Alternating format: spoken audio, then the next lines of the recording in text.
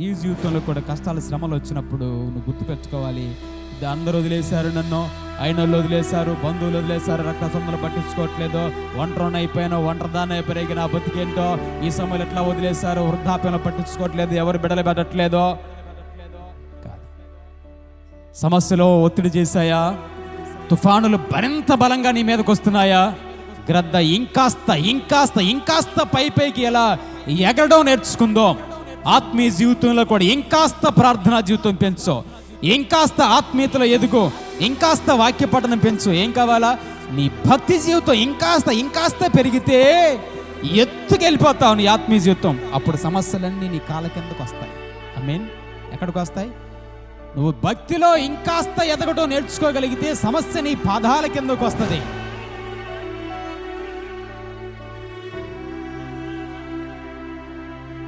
పరిశుద్ధాత్మేయుడు ఆయన మనల్ని జ్ఞాపకం చేసుకొని ఈ వరానికి ఆయన మనకి ఇచ్చిన మాటలు. రెండవ జాగ్రత్తగా యెషయా గ్రంథం 40వ అధ్యాయం, యెషయా గ్రంథంలో నుండి 40వ అధ్యాయం 31వ వచ్చిన భాగం చదువుకుందాం. యెహోవా కొరకు ఎదురు చూచువారు నూతన బలము పొందుదురు, వారు పక్షిరాజు వలె రెక్కలు చాపి పైకి ఎగురుదురు, అలయక పరిగెత్తుదురు, సొమ్మసిల్లక నడిచిపోవుదురు. ఈ సమయంలో దేవుడు తన వాక్య భాగమును ఆయన మనందరి వెనుకడిలో దీవించి ఆశీర్వదించునుగాక. ఆమేన్. వారు పక్షిరాజుల వలె రెక్కలు చాపి పైకి ఎగురుదురు. జాగ్రత్త విందాం. కొన్ని పర్యాయాలు దేవుడు మన ఆత్మీయ జీవితంలో మనము వేటిని చూసి నేర్చుకోవాలో, ఎలా ఉండాలో, ఈ భూమి మీద బ్రతుకుతున్నప్పుడు ఎలా మన ఈ ఆత్మీయ జీవితంలో ఎలా ముందుకు సాగాలో కొన్ని పర్యాయాలు దేవుడు మనకు కొన్ని అనుభవాలు నేర్పిస్తూ వచ్చాడు. ఆయన నేర్పించిన ఈ అనుభవాలలో నుండి దేవుడు మనతో మాట్లాడుతున్న మాట పక్షిరాజు వలె. దేని వలె? పక్షిరాజు అంటే రైట్. విందాం ఈరోజు ప్రత్యేకంగా దేవుడు మనతో మాట్లాడే మాటలు, పక్షిరాజును గురించిన కొన్ని మాటలు. చదవబడిన వచనంలో బైబిల్లో దేవుడు ఒక వ్యక్తిని గురించైనా, ఒక ప్రాణిని గురించైనా, ఒక జంతువైనా, ఒక పక్షి అయినా, బైబిల్లో దేవుడు ఒక విషయం గురించి పదే పదే ఆయన మాట్లాడుతూ వచ్చాడంటే అది చాలా మన జీవితానికి అవసరమైన మాటలు. దేవుడు బైబిల్ గ్రంథంలో ఆయన చెప్పిన ఏ జీవి అయినా, జంతువు అయినా, పక్షి అయినా సరే వాడిని గురించి మాట్లాడుతున్నాడంటే అలా ఉండమనైనా లేక అలాగూ మీరు వద్దు అనైనా వాటిలో నుండి కొన్ని ఆత్మీయమైన పాఠాలు దేవుడు మనకు నేర్పిస్తాడు. ఈరోజు ఈ పక్షిరాజులో ఉన్న కొన్ని 7 లక్షణాలు ఉన్నాయి. ఈ 7 మనం కలిగి ఉండాలి అని, వద్దని కాదు. పక్షిరాజులో ఉన్న ఈ 7 లక్షణాలు మనం కలిగి ఉండాలన్నట్టు. మరి చదివిన వచనంలో మొదటి మాట,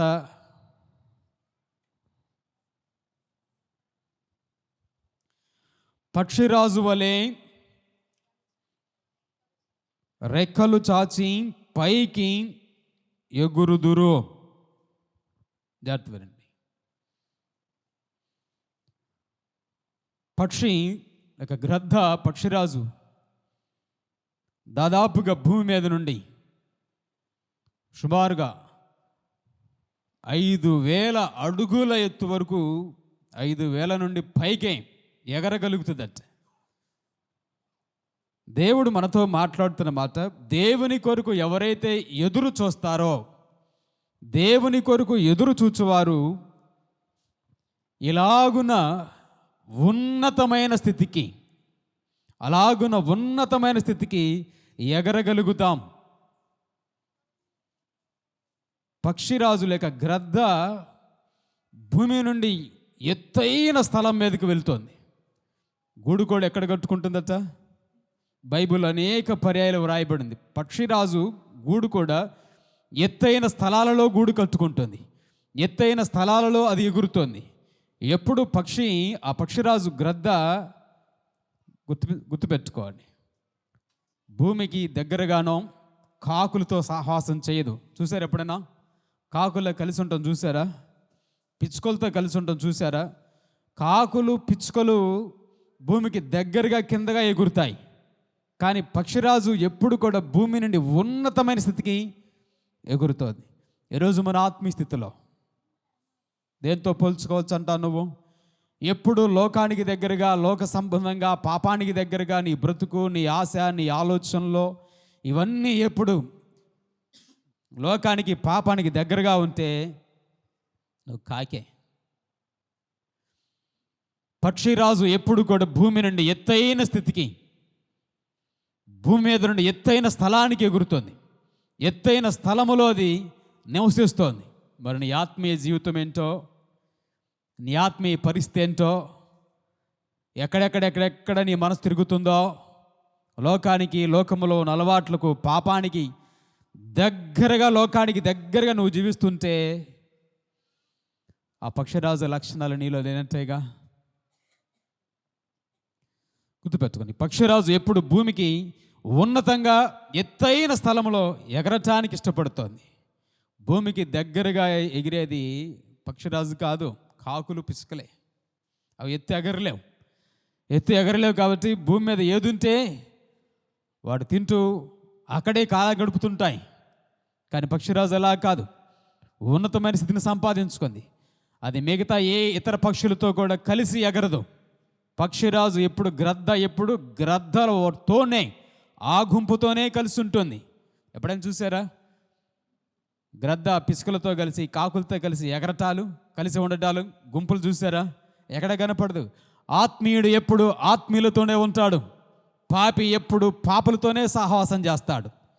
ఈ పక్షిరాజు ఎప్పుడు కూడాను ఈ కాకులతోటో పిచ్చుకలతోటో సహవాసము చేయదు, వాటితో కలిసి ఎగరదు. అవి ఎప్పుడు కూడా భూమికి క్రింద భాగాన ఉండేవి కాబట్టి, ఈ ఆకాశానికి క్రింద భూమికి దగ్గరగా ఉండే కాకులు పిచ్చుకలు అవి వాటి జాతి. కానీ పక్షిరాజు ఉన్నతమైన స్థితిలో ఉంటుంది, అది వాటి తోటి గ్రద్దలతో మాత్రమే ఎగురుతుంది. మరి నీ పరిస్థితి ఏమంటావు? నువ్వు ఎవరితో కలిసి తిరుగుతున్నానంటావు? నువ్వు ఎవరితో కలిసి ఎగురుతున్నానంటావు? నువ్వు ఎవరితో కలిసి ముందుకు సాగుతున్నానంటావు?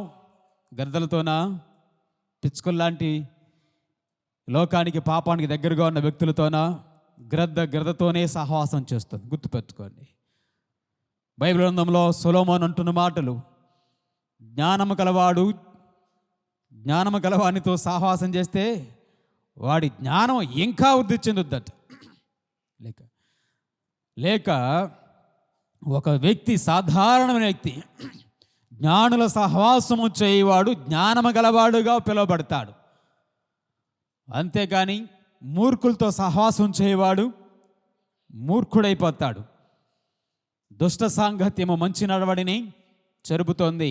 నువ్వు ఎవరితో ఎగురుతున్నావో, ఎవరితో కలిసి తిరుగుతున్నావో, ఎవరితో కలిసి జీవిస్తున్నావో, నీ సహవాసము తోటి గ్రద్దలతో ఉందా? నీ సహవాసము లేక వేరు జాతి కాకులతోనో, పక్షులతోనో, పిచ్చుకలతో ఉందా? ఆత్మీయుడిగా ఉన్న నీవు, ఆత్మీయురాలుగా ఉన్న నీవు, ఆత్మీయులతో నీకు సహవాసం అనే సంబంధం ఉందా? అక్కడెక్కడ తిరుగుతున్నావు? ఆత్మీయుడు, ఆత్మీయురాలుగా ఉన్న నీవు వేరే జాతి, అనగా రక్షణ లేని వాళ్ళు, లోకము, పాపముతో ఉన్న వారితో కలిసి ఆ గుంపులో నువ్వు నడుస్తూ జీవిస్తూ ఉన్నవేమో, జాగ్రత్త. అవి లోకానికి, పాపానికి దగ్గరగా ఉన్న జీవులు, అవి లోకములో కలిసిపోతాయి. మొదటి మాట, పక్షిరాజు గ్రద్ద చాలా ఉన్నతమైన స్థితిలో ఎగురుతోంది. ఒక ఆత్మీయుడు కూడా ఎప్పుడు ఆత్మీయుని ఆలోచనలు కానీ, ఒక ఆత్మీయుడ ఉద్దేశములు కానీ లోకానికి దగ్గరగా ఉండలేము. లోకానికి, పాపానికి ఎప్పుడు దూరంగా, ఉన్నతంగా ఉంటాయి.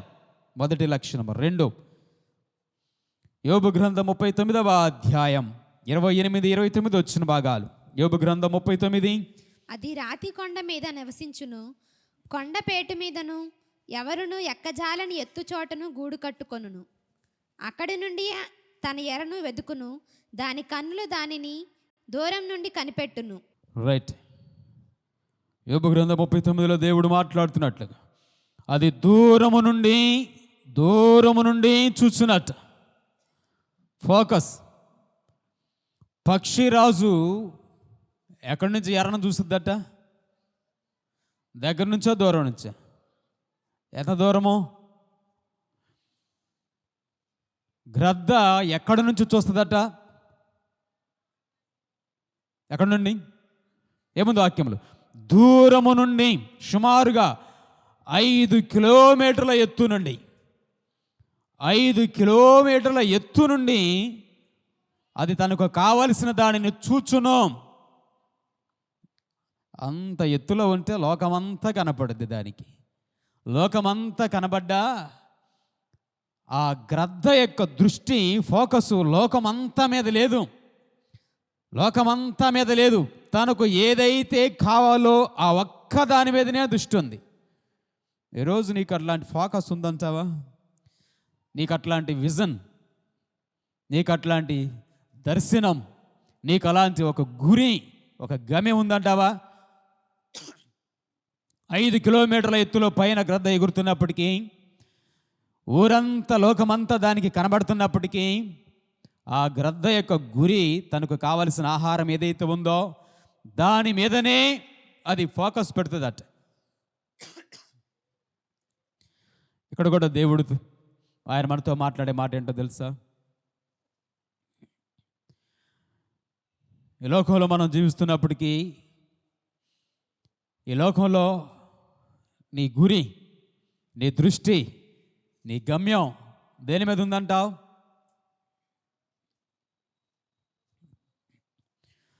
కంటికి కనబడిందంతా అది తీసుకోలే. కనబడిందంత దగ్గరకు వచ్చిందా? ఏది కంటికి కనబడితే అక్కడికి వచ్చి వాలలేదు. సుమారుగా భూమికి 5 కిలోమీటర్ల ఎత్తులో ఎగురుతున్న గ్రద్ద లోకమంతా, ఊరంతా చూస్తున్నా తనకు ఏది అక్కరో, ఏది అవసరమో, ఏది ఉపయోగమో దాని మీదనే ఏం కలిగి ఉంది? ఒక ఫోకస్ కలిగి ఉందట. గురి, దానికి ఒక విజన్ ఉంది, దానికి ఒక ఫోకస్ వైపు అది ప్రయాణం చేస్తూ ఉంది. అంత ఎత్తులో అది చూస్తుంది. అక్కడ నుంచి దానికి అది కావలసిన దాన్ని పట్టుకోవడానికి వస్తుంది. ఈరోజు నీకు అలాంటి ముందు చూపు ఉందంటావా? అలాంటి దూరదృష్టి ఉందంటావా? ఎంతో దూరంలో ఉండగా కూడా తనకు కావలసిన దాన్ని అది ఎలాగైతే చూసి దాని వైపు ప్రయాణం చేయగలిగిందో, ఈరోజు నీ గురి, ఈరోజు నీ గమ్యం, ఈరోజు నీ విజన్, ఈరోజు నీ దర్శనమో, ఈరోజు నీ ఫోకస్ దేని మీద చెప్పండి? ప్రశ్న ఏముందిలేండి, మా అమ్మ నాన్న తీసుకొస్తున్నారు, పెడుతున్నారు, నేను తింటున్నాను, కాలం గడిచిపోతుంది, పెడుతున్నారు, తింటున్నాను, కాలం గడిచిపోతుంది. నా గురి గమ్యం ఏంటి? కంచం మంచం రెండే, ఇంకా నాకేం తెలియదు, ప్లేట్ నిండా తింటాను, కంటి నిండా నిద్రపోతాను అన్నావు అనుకో, వస్తుందో ఒకరోజు నీ జీవితంలో. అప్పుడు కనపడతాయి నీకు జీవితం అంటే ఏంటో. జీవితం అంటే ఏంటో తెలిసే వయస్సు నీకు వచ్చేటప్పటికి అన్నీ చేజాది పడతాయి, అన్నీ దూరం అయిపోతాయి. అప్పటిదాకా అన్నీ నీకు సమకూర్చిన వారు నీకు దూరం అయిపోతారు. అప్పటిదాకా నీకున్న శక్తి, నీకున్న బలము, నీకున్న వనరులన్నీ నీ దూరం అయిపోతాయి. ఏం చేయలేని పరిస్థితిలోకి వెళ్ళిపోతావు. సోమర్తనానికి అలవాటు పడి ఏమీ చేయలేక, ముందు దూరదృష్టి నీకేమీ లేక, కష్టపడలేక, నీకంటూ ఒక నీ జీవితంలో ఒక గురి లేక, ఒక గమ్యం లేక, ఎటు పోవాలో నీకు దారి తెలియక, చివరకు నువ్వు ఇంక ఈ బతకడం కంటే చచ్చిపోవటం మేలేమో, గొయ్యో నుయ్యో తాడో ఫ్యానో ఒక డబ్బానో చూసుకుంటావు. ఆఫ్టర్ ఆల్ ఒక గ్రద్ద ముందుగానే ఒక ఫోకస్ కలిగింది. దానికి ముందే 5 కిలోమీటర్ల ఎత్తులో ఎగురుతున్నప్పుడే తన కంటికి కనబడుతున్న ఈ లోకంలో ఎక్కడికి వెళ్ళాలో దానికంటూ ఒక ఫోకస్ ఉంది. ఈ నీ జీవితంలో, నీ ముందు భవిష్యత్తులో అసలు నువ్వు ఎటు వెళ్తున్నావో నీకు గురి తెలుసా? అసలు నీ ప్రయాణం ఎటువైపు సాగుతుందో నీకు గురి తెలుసా? అసలంటూ నీకు కొంచెమైనా దూరదృష్టి ఉందా? నేను ఇలా బ్రతుకుతుంటే, నేను ఇలా జీవిస్తుంటే నేను ఎక్కడి దాకా పోతాను, నా గురి ఏంటి, నా గమ్యం ఏంటి? ఒక పక్షి ఒక దాని మీద ఫోకస్ పెట్టి దాని వైపు ప్రయాణం చేస్తూ వెళ్తుందట. దేవుడు నీతో మాట్లాడే మాట, ఈరోజు నీ ఫోకస్ దేని మీద చెప్పు? నీ భవిష్యత్తుకు ఉపయోగపడేది ఏదైనా ఉందా? నీ కుటుంబానికి మేలు చేసేది ఏదైనా ఉందా? నీకంటూ ఒక గురి, గమ్యం ఉందా? ఏది లేకుండా వెళ్ళిపోతున్నావు అంటావా?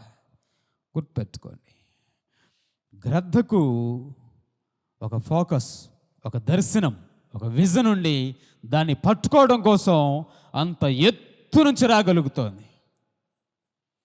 ఇది రెండవ లక్షణం. ఈరోజు ఇప్పటివరకు మన జీవితాల్లో ఏ గురి ఏ గమ్యం లేకుండా బ్రతుకుతుంటే అది అర్థం లేని బ్రతుకు అయిపోద్ది. బైబిల్లో ఒక ఆయన ఉన్నాడు, ఆయన పేరు యాయిరు. యాయిరు, ఏం బతికావు నువ్వు బ్రతుకో, నీ బ్రతుకు వల్ల ఏంటి అర్థం అంటే యాయిరు అంటాడు, అయ్యా ఏముంది, వచ్చాను, పెళ్లి చేసుకున్నాను. ఎంతమంది పుట్టారట? 33 పుట్టారు ఆయనకు. ఏం చేసావు? 33కి 33 ఊర్లు కట్టబెట్టాను. బతకండ్రా పోండ్రా అన్నాడట. 33 ఊర్లు వెళ్ళిపోయారు, అలా అయిపోయింది. ఏం సాధించావు? వచ్చాను, పుట్టాను, పెరిగాను, చచ్చాను. యాయిరు గురించి మాట్లాడుతూ ఏం సాధించావు యాయిరు అంటే ఏమి లేదు ఆయన జీవితంలో చెప్పుకోదగ్గది. ఈరోజు దేవుడు నిన్ను కూడా అడుగుతుంటే, నీకు శక్తిని ఇచ్చాను, బలాన్ని ఇచ్చాను, జ్ఞానం ఇచ్చాను, ఆరోగ్యం ఇచ్చాను, సమస్తాన్ని నీకు సమకూర్చాను. దేని మీద నీవు దృష్టి కలిగి భూమి మీద బ్రతుకుతున్నావు? ఏది పట్టుకోవాలని, దేనిని సాధించాలని నువ్వు బ్రతుకుతున్నావు? ఆఫ్టర్ ఆల్ ఒక గ్రద్దే దేనినో పట్టుకోవడానికి, సాధించడానికి ఒక గురి కలిగి ప్రయాణం చేస్తోంది. నీ జీవితంలో ఏం గురి కలిగి ప్రయాణం చేస్తున్నావు? చెప్పండి, ఏమనుందా? గురి గమ్యం ఏమైనా ఉందంటారా? గురి గమ్యం లేకపోతే ఇప్పటికైనా దేవునిలో నీ బ్రతుకంటూ, నేను అర్థం లేని జీవితం కాకూడదు. నా జీవితం ఒక గురి నేను కలిగి ఉండాలి. నా జీవితంలో నేను ఒక దానిని సాధించాలి, ఒక గమ్యం కలిగి ఉండండి. ఏ గురి ఏ గమ్యం లేదనుకోండి, ఈ లోపల దేవుడి కనుక నిన్ను పిలిస్తే, నువ్వు ఆయన దగ్గర నిలబడితే నీ బ్రతుకు ఎంత భయంకరంగా మారిపోద్ది. కాబట్టి గ్రద్దను బట్టట ఒక దర్శనము, ఒక గురిని కలిగి, ఒక ఫోకస్ కలిగి దానిని సాధించడం వైపు మనం ప్రయాణం చేయాలి. అది 2వ మాట. 3 గలతీ 2:20, గలతీ పత్రిక 2వ అధ్యాయం 20వ వచనం. నేను క్రీస్తుతో కూడా సిలువ వేయబడి ఉన్నాను, ఇకను జీవించువాడను నేను కాను, క్రీస్తే నా యందు జీవించుచున్నాడు. రైట్. గ్రద్ద ఎప్పుడు కూడా ఫీడింగ్, చచ్చిపోయిన వాటిని తిందట. ఏం తిందాం? గ్రద్ద ఎప్పుడు కూడా ఫ్రెష్గా ఉన్నవే తింటుందట. ఫ్రెష్గా అంటే చచ్చినవి కావు, కాకులు చచ్చినవి తింటాయట. ఏంటవి? కాకులు చచ్చిపోయినవి ఉన్నట్టు రోడ్డు మీద, కారులో, బైకులో, లారీలో దొక్కితే చచ్చిపోయినవి ఉంటాయి, కప్పలు గిప్పలు. వాటిని వచ్చి కాకులు ఎత్తుకొని పోతా ఉంటాయి. గ్రద్ద ఎప్పుడు వేటాడి తింటుంది, కానీ చచ్చిన దానిని ముట్టదట. దేవుడు కూడా మన ఆత్మీయ జీవితంలో, నేను క్రీస్తుతో కూడా చచ్చిపోయాను. చచ్చిన వాటి జోలికి మళ్ళీ నేను బాటల్లా. ఏం జోలికి బాటల్లా? చచ్చిపోయిన వాటి జోలికి నేను మళ్ళీ బాటల్లా. చచ్చిపోయిన వాటిని నేను ముట్టుకోవటంలా, చచ్చిపోయిన వాటిని చేత పట్టుకోవటంలా, చచ్చిపోయిన వాటిని మరలా నేను తినటం లేదు. ఆఫ్టర్ ఆల్ ఒక గ్రద్ద చచ్చిన వాటి జోలికి పోవట్లేదట. ఏటి జోలికి పోవట్లా? చచ్చిన వాటి జోలికి పోవట్లేదట. అవి ఫ్రెష్గా ఉండే. ఈరోజు మన ఆత్మీయ జీవితంలో కూడా, మన ఆత్మీయ జీవితంలో ప్రతిరోజు నీ జీవితంలో ఏంటి నీ ఆహారం? ఆత్మీయునిగా నీ ఆహారం ఏంటి? చచ్చిన శారీరక క్రియలతో తృప్తి పడుతున్నవా? ఆత్మీయతలో దినదినము దేవునిలో ఎదుగుదలలో, దేవుని వాక్యము, ప్రార్థన, ఇలాంటి ఆత్మీయ జీవితంలో ఆత్మీయ ఆహారాన్ని కలిగి ముందుకు సాగుతున్నావు. గ్రద్ద వేటాడి పట్టుకొని తింటుంది ఫ్రెష్గా ఉన్నవాటి. ఎప్పుడైనా దేవుని వాక్యాన్ని వెతికి భుజించామా? ఎప్పుడైనా దేవుని వాక్య విషయంలో రాత్రి విన్నాం, ఆనందిస్తూ దేవుని వాక్యాన్ని అనుభవించగలిగామంటారా? గ్రద్దే చచ్చిన వాటిని ముట్టుకోవట్లేదే, గ్రద్దే చచ్చిన వాటిని పక్కన పెడుతోందే. పాపం విషయమై చచ్చిపోయిన వాటి జోలికి మళ్ళీ ఎందుకు పోతున్నావు? కుక్క తన వాంతికి తిరిగినట్లుగా, కుక్కను పెంచుకునే వాళ్ళకి బాగా తెలుస్తుంది. కుక్క కడుపు నిండా తిన్న తర్వాత ఏం చేస్తుంది? వాంతు చేసుకుంటుంది. వాంతు చేసుకున్న తర్వాత మళ్ళీ ఏం చేస్తుంది చెప్పండి? మళ్ళీ ఆ వాంతు చేసుకున్న తర్వాత మళ్ళీ తింటుంది. చూస్తుంటే ఎట్లా ఉంటుంది? చూసే వాళ్ళకి వాంతి అయింది. ఎవరంటారా? కాదంటారా? నువ్వు కూడా అట్లాగే చచ్చిన వాటిని మళ్ళీ తింటా ఉంటుంటే నువ్వు ప్లేట్లో పెట్టుకొని స్పూన్తో తిన్నట్టే. ఏంటది? వాంతు. గ్రద్దే చచ్చిన వాటి జోలికి పోవటల్లా. అందుకే దేవుడు పక్షిరాజు వలే ఏమన్నాడు? పక్షిరాజు వలే. ఆయన మనకు నేర్పిస్తున్న పాఠం, పక్షిరాజును చూచి నేర్చుకోండి. పక్షిరాజు ఎగురుతోంది ఉన్నతమైన స్థితికి. మీరు కూడా లోకానికి దగ్గరగా జీవించకండి, పాపానికి దగ్గరగా జీవించండి, లోకము నుండి దూరంగా ఉన్నతమైన స్థితిలో జీవించండి అన్నాడు దేవుడు. పక్షికి ఒక దృష్టి ఉంది, ఒక గురి ఉంది, దానికి ముందు చూపు ఉంది. మీరు కూడా మీ భవిష్యత్తు మీద ముందు చూపు కలిగి ప్రయాణం చేయండి. పక్షి చచ్చిన దాన్ని తిందో, గ్రద్ద చచ్చిన వాటి జోలికి పోవటం లేదు. మీరు కూడా పాపం జోలికి, పాపం విషయమై చచ్చిపోయి వచ్చిన వాటి జోలికి పోవద్దు, ముట్టుకోవద్దు. మరొక మాట చూడండి, యాకోబు పత్రిక 4వ అధ్యాయం 7వ వచనం. కాబట్టి దేవునికి లోబడి ఉండుడి, అపవాదిని ఎదిరించుడి, అప్పుడు వాడు మీ యొద్ద నుండి పారిపోవును. అపవాదిని ఎదురించండి, అప్పుడు వాడు మీ యొద్ద నుండి పారిపోవును. పక్షిలో, ఈ పక్షిరాజులో ఉన్న గొప్ప లక్షణం ఏంటంటే మరొకటి, కష్టాలు వచ్చినప్పుడు, శ్రమలు వచ్చినప్పుడు, శోధనలు వచ్చినప్పుడు రాజీ పడలేదు. ఏం కాదు, రాజీ పడి బ్రతకలేదు. సమస్యల మీద పోరాడుతోంది, శోధనల మీద పోరాడుతోంది. మనుషుల మీద కాదు సుమా, గుర్తుపెట్టుకోండి. ఏటి మీద? మన ఎవరి మీద గలబడతాం? ఇంట్లో వాళ్ళ మీద గలబడతాం, పొరుగు వాళ్ళ మీద గలబడతాం. వాటి మీద కాదట. నువ్వు ఫైట్ చేయాల్సింది, నువ్వు పోరాడాల్సింది నీకొచ్చిన సమస్యల మీద. పక్షిరాజు జీవితంలో, గ్రద్ద జీవితంలో తుఫానులు వచ్చినప్పుడు గుర్తుపెట్టుకోండి, తుఫానులు వస్తూ ఉంటే మనం ఆయన చక్కగా ఇంట్లో పోయి తలుపులు వేసుకుంటాం. తుఫాను వచ్చినప్పుడు, పక్షి జీవితంలో తుఫాను ఎదురైనప్పుడు, మిగతా పక్షులన్నీ కూడా భయంకరమైన గాలి వచ్చినప్పుడు, తుఫానులు వచ్చినప్పుడు మిగతా పక్షులన్నీ చెట్టు చాటు చేసుకుంటాయి, చెట్టు కొమ్మలు చాటును చేసుకొని ఆ తుఫాను తాకిడికి దాక్కుంటాయి, భయపడి దాక్కుంటాయి. పక్షులన్నింటిలో ఒకే ఒక పక్షి తుఫాను ఎంత బలంగా వస్తే, తుఫాను ఎంతగా దానిని భయపెట్టేదిగా వస్తే అంత ఫైట్ చేస్తుంది. ఏం చేస్తా తెలుసా పక్షి? గుర్తుపెట్టుకోండి. మనం ఏమవుతామో తెలుసా? కష్టాలు వచ్చినప్పుడు, భయంకరమైన తుఫాను లాంటి శ్రమల సమస్యలు మన జీవితంలో వచ్చినప్పుడు, ఇంక అయిపోయింది నా పని. ఏమైపోయింది? ఇక అయిపోయింది నా పని, ఈ బతుకు నేను బతకలేను కాబట్టి గబుక్కున తలుపులేస్తాం, తాడేస్తాం. మనకు బాగా దొరికేది ఏంటది? తాడు తలుపులు అందుబాటులో ఉంటాయి. ఇంకెందుకు, అయిపోయింది నా పని, ఇక నేను ఈ సమస్యల నుంచి బయటపడలేను. ఒక ఫోన్ కొడతాం, లాస్ట్లో ఎవరికి ఫోన్ చేయాలనుకో, అది కూడా బెదిరింపు కాలు. నేను అయిపోతాను, నీ ఇష్టం వస్తేరా లేకపోతే లేదో. ఒక బెదిరింపు కాలు చేస్తాం, తలిపేస్తాం, తాడేస్తాం. ఏ విశ్వాసం అంటారో? ఏ విశ్వాసం అంటారు? అందుకనే దేవుడు సృష్టించింది నేను, అందుకనే దేవుడికి బ్రతుకుని జీవితాన్ని ఇచ్చింది. దేవుడు అన్నాడు, పక్షిరాజును చూసి నేర్చుకో. పెద్ద తుఫాను వచ్చి, ఈ తుఫాను పక్షి జాతిని నాశనం చేసేంత బలమైన తుఫానులు వచ్చినప్పుడు భూమి మీద ఉన్న పక్షులన్నీ చెట్టు కొమ్మల చాటుకి, పుటల చాటుకి, గోడల చాటుకు పోయి దాక్కుంటాయి. కానీ గ్రద్ద మాత్రం ఎంత పెద్ద తుఫాను వస్తుందో ఆ తుఫాన్లో రెక్కలు కొట్టదట్టుగా గ్రద్ద ఆ గాలికి రెక్కలు చాచి ఎటువైపు పోవాలో ఆ వైపుకు తోకను తిప్పుకుంటా ఉంటుంది. ఆ తోకను తిప్పుకున్నప్పుడు ఏ గాలి తుఫాను గ్రద్దను, పక్షి జాతిని అంతం చేయాలనుకుంటూ వచ్చిందో ఆ సమస్యనే తనకు అనుకూలంగా మార్చుకొని ఆ సమస్య మీద ఫైట్ చేస్తుంది గ్రద్ద.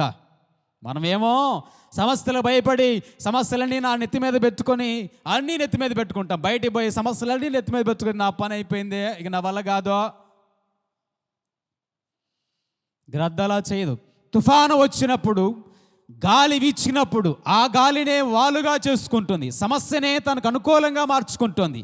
ఎంత పెద్ద తుఫానులు వస్తే గ్రద్ద చేసే పని ఇంకా ఇంకా ఇంకా ఇంకా పైకి ఎత్తుకు ఎగురుతుంది. తుఫాను కంటే కూడా పైకి, మేఘముల పైకి వెళ్తుందట. ఎంత పైకి వెళ్తుంది? మేఘముల పైకి గ్రద్ద ఎగిరిపోతుంది, క్రింద నుంచి గాలి వెళ్ళిపోద్ది. భయపడట్లా. తుఫాను వచ్చినప్పుడు గ్రద్ద సమస్యలకు భయపడటల్లా, ఇక నా పని అయిపోయింది అనుకోవటల్లా, ఆ తుఫానుల మీద కూడా ఫైట్ చేయడానికి, సమస్యల మీద పోరాడటానికి సిద్ధంగా ఉంది. బైబిల్ గ్రంథంలో ఉంటుంది, ఆదికాండం 14వ అధ్యాయం 14వ వచనంలో మహా గొప్ప భక్తుడు ఉన్నాడు అక్కడ, అబ్రహాము తన ఇంట పుట్టి అలవర్చబడిన 318 మంది పని వాళ్లకు ఫైట్ చేయటం, పోరాడటం నేర్పించాడట. మనం కూడా మన జీవితంలో, కుటుంబంలో ఏం నేర్పించాలో తెలుసా? సమస్యలు వచ్చినప్పుడు, శోధనలు వచ్చినప్పుడు, కష్టాలు ఖచ్చితంగా వస్తాయి. సమస్య లేని మనిషి లేడు, కష్టం లేని మనిషి లేడు. శోధనలు, ఇరుకులు, ఇబ్బందులు, బాధలు, వ్యాధులు ఇవేమి రాని మనిషి ఇంతవరకు భూమి మీద లేరు, ఇక ముందు కూడా ఉండరు. ఇప్పటిదాకా రాలేదా? ఇక ముందైనా వస్తాయి. వచ్చాయా? ఖచ్చితంగా నువ్వు దాంట్లోంచి ఎలా బయటపడాలో ఆ పాఠాన్ని నేర్చుకోవాలి. సమస్యలు, కష్టాలు, బాధలు వచ్చినప్పుడు నా పని అయిపోయిందిలే ఇంతే అనుకుంటే నువ్వేంక జీవితం ఏంటి? ఇక నీ జీవితానికి అర్థం ఏంటి? సమస్యను భయపడకూడదు. సమస్యల మీద గ్రద్ద నుంచి నేర్చుకోవాల్సిన ఆత్మీయ పాఠం, పోరాడాలి. పోరాడాలి, సమస్యలకు పైగా ఎగరాలట. ఆత్మీయ స్థితిలో, ప్రార్థన జీవితంలో, ఉన్నతమైన స్థితిలో ఎగరాలి. గ్రద్ద చేసే పని అదే. పెద్ద తుఫాన్లు వచ్చినప్పుడు పక్షులని తుఫాను కిందకి వెళ్ళిపోయి దాక్కుంటే, గ్రద్ద తుఫానుకు పైకి వెళ్ళిపోతుంది, ఇంకాస్త ఎత్తుకు ఎగురుతుంది. నీ జీవితంలో కూడా కష్టాలు, శ్రమలు వచ్చినప్పుడు నువ్వు గుర్తుపెట్టుకోవాలి, అందరూ వదిలేశారు నన్ను, అయిన వాళ్ళు వదిలేశారు, బంధువులు వదిలేశారు, రక్త సంబంధాలు పట్టించుకోవట్లేదు, ఒంటరిని అయిపోయాను, ఒంటరిదాన్ని అయిపోయి నా బతికేంటో, ఈ సమయంలో ఎట్లా వదిలేశారు, వృద్ధాప్యంలో పట్టించుకోవట్లేదు, ఎవరు బిడ్డలు పెట్టట్లేదో కాదు. సమస్యలో ఒత్తిడి చేశాయా? తుఫానులు మరింత బలంగా నీ మీదకి వస్తున్నాయా? గ్రద్ద ఇంకాస్త పైకి ఎలా ఎగరడం నేర్చుకుందో, ఆత్మీయ జీవితంలో కూడా ఇంకాస్త ప్రార్థనా జీవితం పెంచు, ఇంకాస్త ఆత్మీయతలో ఎదుగు, ఇంకాస్త వాక్య పఠనం పెంచు. ఏం కావాలా? నీ భక్తి జీవితం ఇంకాస్త పెరిగితే ఎత్తుకెళ్ళిపోతావు నీ ఆత్మీయ జీవితం. అప్పుడు సమస్యలన్నీ నీ కాళ్ళ కిందకు వస్తాయి. ఆమేన్. ఎక్కడికి వస్తాయి? నువ్వు భక్తిలో ఇంకాస్త ఎదగడం నేర్చుకోగలిగితే సమస్య నీ పాదాల కిందకు వస్తుంది. చూడండి, రోమాపత్రిక 16వ అధ్యాయం 20వ వచన భాగం. రోమాపత్రిక 16వ అధ్యాయం 20వ వచన భాగం. సమాధానకర్తయగు దేవుడు సాతానును మీ కాళ్ళ కింద శీఘ్రముగా చితక త్రొక్కించును. ఎవరు దేవుడు? సమాధానకర్త అయిన దేవుడు సాతానును శీఘ్రముగా మీ కాళ్ళ కింద చితక తొక్కించును. ఎక్కడుంటుందంటే సమస్య కాళ్ళ క్రిందకు వస్తాట. ఎప్పుడు? నువ్వు దేవునిలో, ఆత్మీయతలో, సమస్యల్లో ఉన్నప్పుడు, ఇంకా నా పని అయిపోయింది అనుకోకుండా సమస్యలు ఉన్నప్పుడు ఇంకాస్త భక్తి జీవితాన్ని పెంచుకోగలిగితే, సమస్యలు, శోధనలు వచ్చినప్పుడు ఇంకాస్త ప్రార్థనా జీవితాన్ని పెంచుకోగలిగితే, ఇంకాస్త దేవునికి దగ్గరగా నీవు జీవించగలిగితే సమస్య నీ కాళ్ళ కిందకు వస్తుంది. ఎన్ని సమస్యలు వచ్చిన బైబిల్లో ఒక ఆయన ఉన్నాడు. ఎన్ని సమస్యలు వచ్చినా, ఎంత సమస్యలు వచ్చినా దేవునిలో దగ్గర కావటానికి బదులు దగ్గర కాకుండా సమస్యల నుండి హృదయాన్ని కఠినపరుచుకున్నాడు. ఆశ ఏమైపోయాడు చివరికి తెలుసా? జబ్బు పుట్టి, జబ్బు చేసినా ప్రభు దగ్గరికి రాలేకపోయాడు. పాదాలలో జబ్బు చేసినంత క్యాన్సర్. ఇప్పుడు మనం భలే పేరు పెట్టినట్టు క్యాన్సర్. ఒకప్పుడు రాచపుండు అనేవాళ్ళు. అరికాలులో జబ్బు చేసింది, క్యాన్సర్ వచ్చింది. డాక్టర్ల దగ్గరికి వెళ్ళాడు, ఎక్కడికి వెళ్ళాడు, ఎన్ని చేశాడు, కానీ ప్రభు దగ్గరికి రాలేకపోయాడు, ప్రభుని అడగలేకపోయాడు, పశ్చాత్తాపడలేకపోయాడు. కొంతమంది ఉంటాం, దెబ్బల మీద దెబ్బలు తింటా ఉంటాం, కానీ ప్రభువా ఏదో నా జీవితం అయిపోతుంది, ఏంటో నాకు అర్థం కావట్లేదు, ఒకవేళ నేను పొరపాటు చేశానేమో, నన్ను క్షమించండి అయ్యా, నన్ను స్వస్థపరచండి, నన్ను బాగు చేయండి అని అడగలేని పరిస్థితిలోకి వచ్చేస్తున్నాం. అదే అయిపోయింది. సమస్యలు వచ్చినప్పుడు గుర్తుపెట్టుకో, నా నెత్తి మీద అన్ని సమస్యలు, నా కుటుంబం అంతా సమస్యలే, జీవితం అంతా సమస్యలే, నా పని అయిపోయిందని సమస్యల మూట నెత్తి మీద పెట్టుకుని నువ్వు కృంగిపోతావు, కుమిలిపోతావు, కూలిపోతావు. సమస్యలు కాస్త పెరిగినప్పుడు పెరగవలసింది నీ భక్తి జీవితం పెరగాలి.